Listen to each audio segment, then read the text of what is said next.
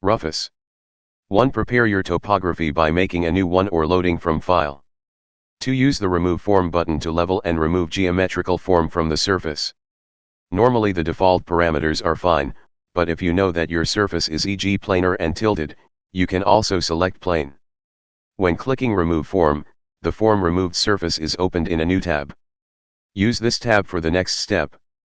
3. Select your cutoff wavelength for your LS filter under the Surface Texture parameters, found in Surface Texture drop-down button.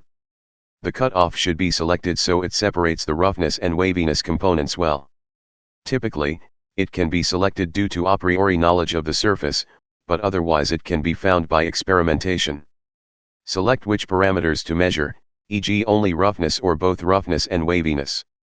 Clicking Surface Texture will create new tabs with the roughness and waviness surface data, if selected. The measurements are shown in the lower right corner.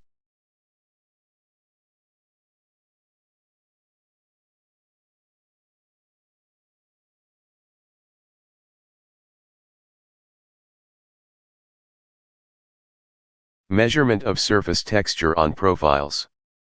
Place the 2D region on your sample to select where to extract a profile. Flatten the profile by using the Remove Form button. You may select line or circle if the profile resembles that, or use a polynomial. Select your cutoff wavelength in the Parameters menu in the Surface Texture drop-down button. Typically it can be selected due to a priori knowledge of the surface, but otherwise it can be found by experimentation.